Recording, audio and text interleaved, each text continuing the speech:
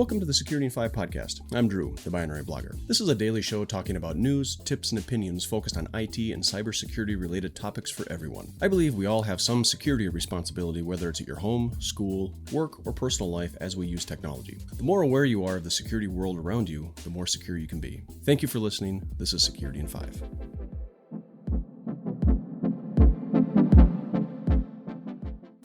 Episode 1045 of Security in 5, and today's our tools, tips, and tricks episode, and today is a tip and a trick, and it really comes back to the password vaults. Now, if you've listened to the podcast for a while, you know that I'm a huge proponent of using a password vault to make sure that you have unique, complex passwords for every site, but also password vaults, especially the higher end ones, have a feature.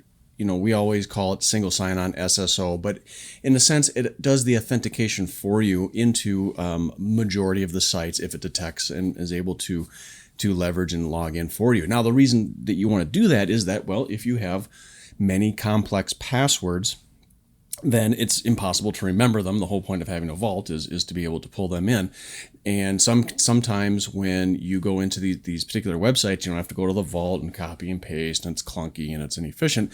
But a lot of the top ones, OnePass, LastPass, and others, detect that you are on the site and allows you right from the login to go ahead and select the site for that. It auto-populates the credentials for that site and lets you in.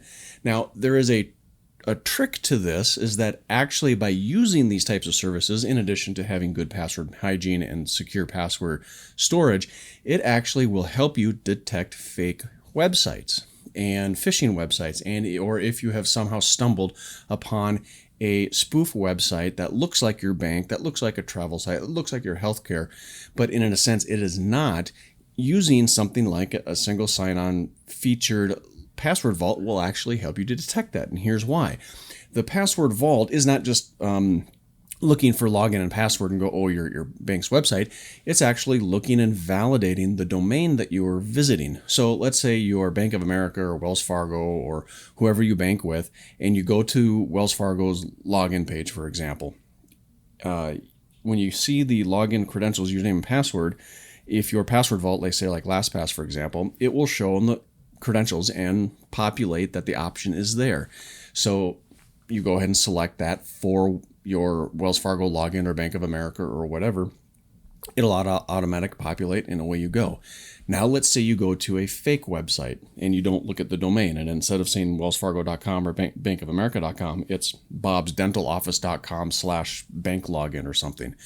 Well, your single sign-on plugin for that will not auto-populate the username and password boxes because it does not recognize the domain. It's not going to populate anything, whether you're your bank or not. It may look very much like a website because anybody with half a talent can make any website look like any others. It's just HTML code. You cut and paste, grab the images, and it's pretty simple to build or replicate something to make it look like something else.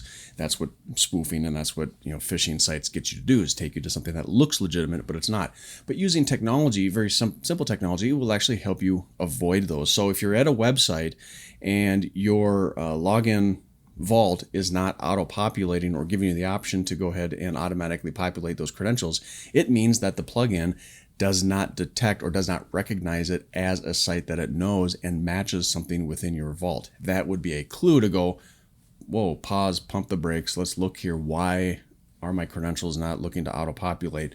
Why does this site look different all of a sudden? And make you pause, go back, change your bookmarks, and go into that. So it actually is a assistance for you to help slow you down and give you another pause when you go through here. Because really the majority of phishing successes when you go to these credential stealing websites that look legitimate is that we're going too fast.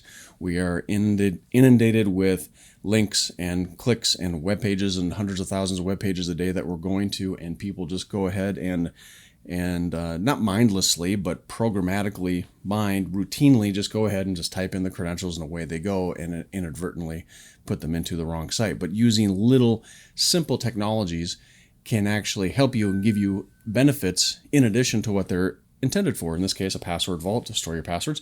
But if it's not auto-populating to automatically log in for that website, that can be a clue that you may not be on the site that you're actually intending to go, which is another security benefit for using and embracing security tools to help you improve your security above and beyond just what they're intended for. So it's a little trick. Security in 5, be aware, be safe. Thanks for listening.